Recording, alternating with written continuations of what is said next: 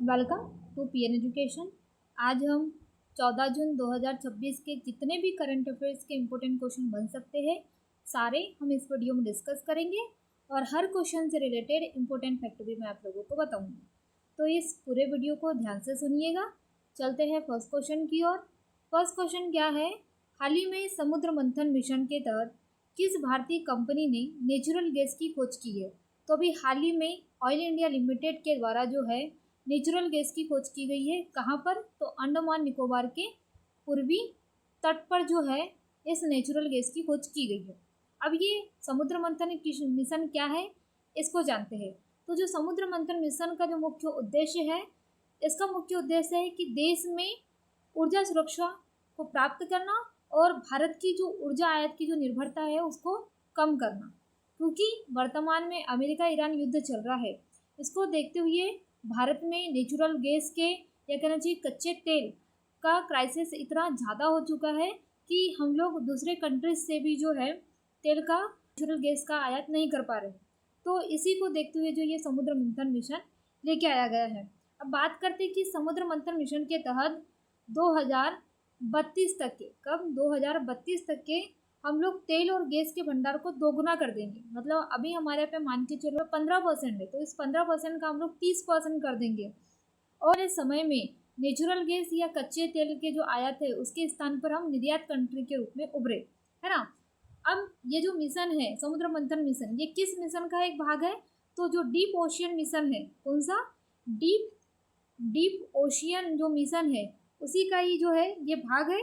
इसके तहत तो मत्स्य 6000 नामक एक स्वदेशी पनडुब्बी बनाई गई है। मत्स्य, है ना, मत्स्य 6000 नामक एक पनडुब्बी बनाई गई है जो 6000 मीटर गहराई में जाकर जो है कच्चे तेल या प्राकृतिक गैस के जो भंडार है उसकी खोज करेगी, है ना।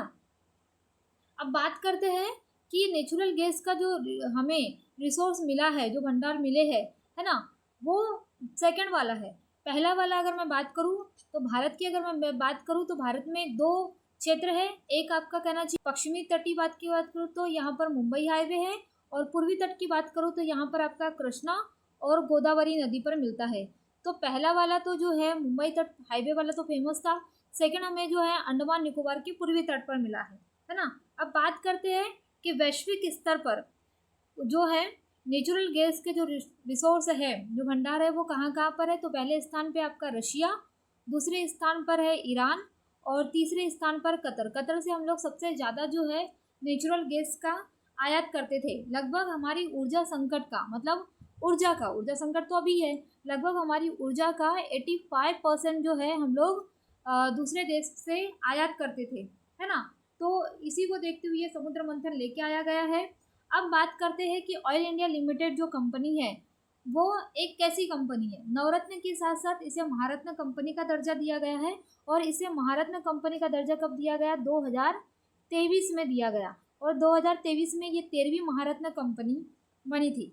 अब वर्तमान में अगर देखा जाए 14 महारत्न कंपनी, कितनी? 14 महारत्न कंपनी। इसमें से लास्ट अभी जो बनी है वो बनी है हिंदुस्तान एरोनॉटिक्स लिमिटेड, है ना, जो कहाँ पर है? बेंगलुरु में इसका हेडक्वार्टर है, ठीक है।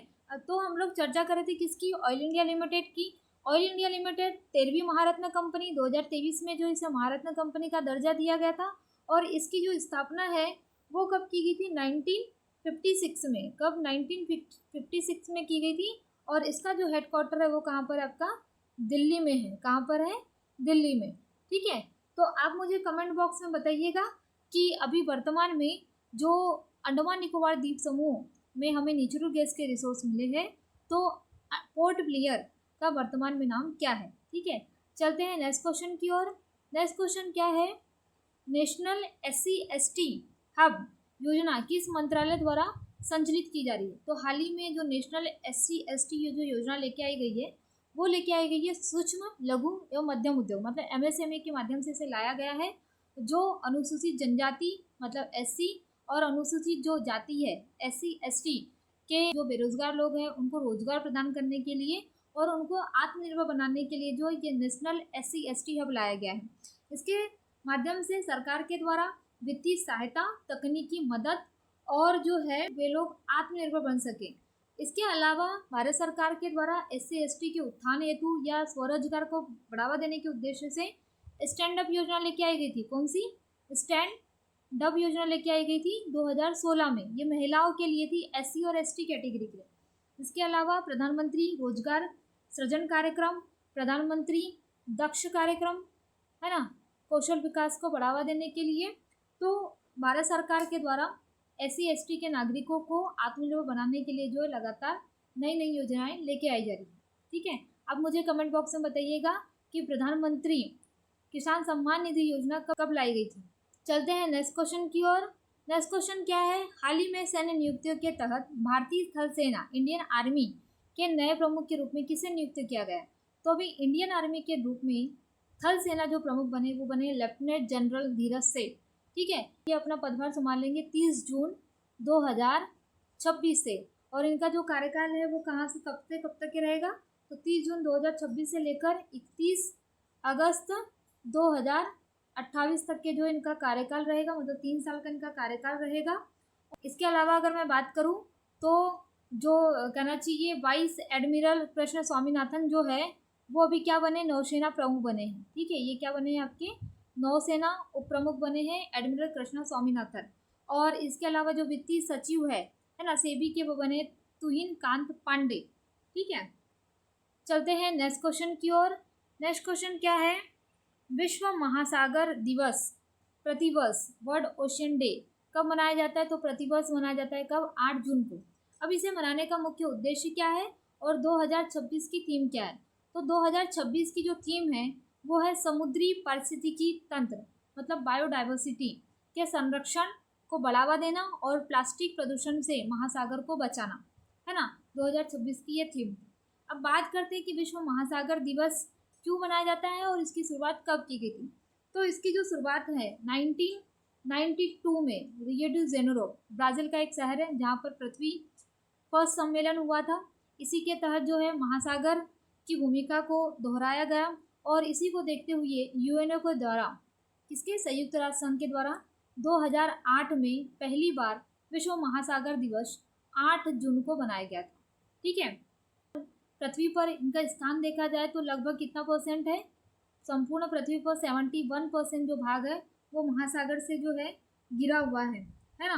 तो कहीं ना कहीं जो महासागर है वो जलवायु में और पृथ्वी में संतुलन बनाने के लिए अपनी महत्वपूर्ण भूमिका निभाता है। तो क्या भूमिका निभाता है? वही तो ये जो कहना चाहिए जलवायु उसको नियंत्रित करता है। जलवायु कैसे? तापमान को संतुलित करता है ना। जैसे जहाँ तापमान बढ़ता है तो जो इंडियन ओशन से चलने वाली या ओशियन से चलने वाली जो जलधाराएं होती है, कहीं ठंडी कहीं गर्म होती, तो जहाँ टेम्परेचर गर्म होता है वहाँ ठंडी जलधाराएं चलती है, जहाँ टेम्परेचर लो होता है वहाँ गर्म जलधाराएं होती है।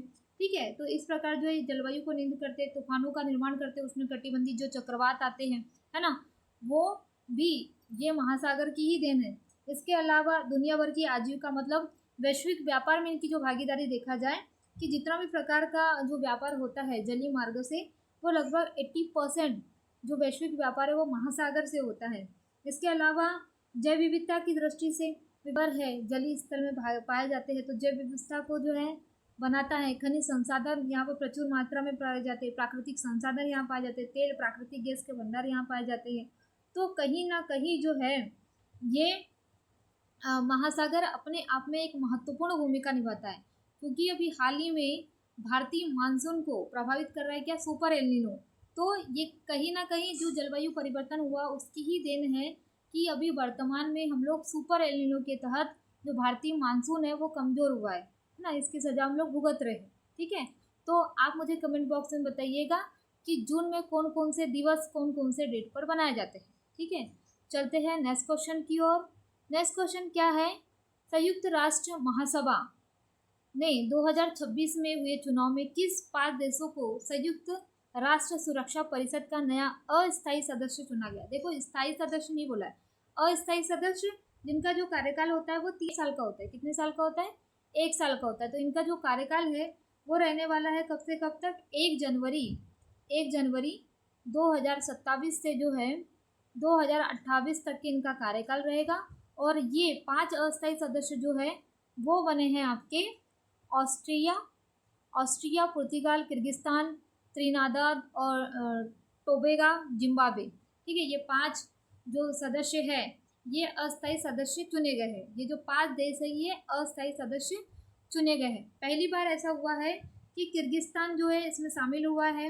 अब बात करते हैं ऑस्ट्रिया। तो ऑस्ट्रिया यूरोप का नेतृत्व करेगा, पुर्तगाल भी यूरोप का नेतृत्व करेगा, किर्गिस्तान जो है वो एशिया का नेतृत्व करेगा, त्रिनाद और टोबेगो जो है वो लैटिन अमेरिका का नेतृत्व करेगा, जिम्बाब्वे जो है वो कहना चाहिए उत्तरी अमेरिका का नेतृत्व करेगा। तो ये 5 जो देश है वो अलग अलग जो है महाद्वीप को कोऑर्डिनेट को जो है डिपेंड करेंगे। ठीक है, तो पहली बार इसमें किर्गिस्तान शामिल हुआ है। बात करते हैं कि संयुक्त राष्ट्र महासभा में जो संयुक्त राष्ट्र सुरक्षा परिषद है ना, इसमें 5 स्थायी सदस्य होते हैं। कितने? 5 स्थायी सदस्य होते हैं, जिसमें रशिया, चीन, यूके और फ्रांस और यूएसए, ये 5 स्थायी सदस्य हैं।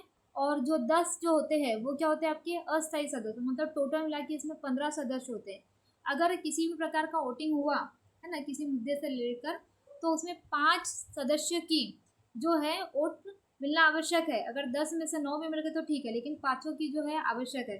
अगर कोई देश किसी मुद्दे पर अपना वोट नहीं देना चाहता तो वो उस दिन जो है एब्सेंट रहता है, ताकि हम जो है वीटो का उपयोग कर सकें। तो आप मुझे कमेंट बॉक्स में बताइएगा कि संयुक्त राष्ट्र संघ जो दिवस है वो कब मनाया जाता है। तो ये था आज का हमारा वीडियो। आपको ये वीडियो कैसा लगा प्लीज़ कमेंट बॉक्स में ज़रूर बताइएगा। और अभी तक आपने हमारे पीएन एजुकेशन चैनल को सब्सक्राइब नहीं किया है तो प्लीज़ इसे सब्सक्राइब जरूर कर लीजिए। निश्चित ही आपको इस चैनल के माध्यम से मदद अवश्य मिलेगी। Thank you.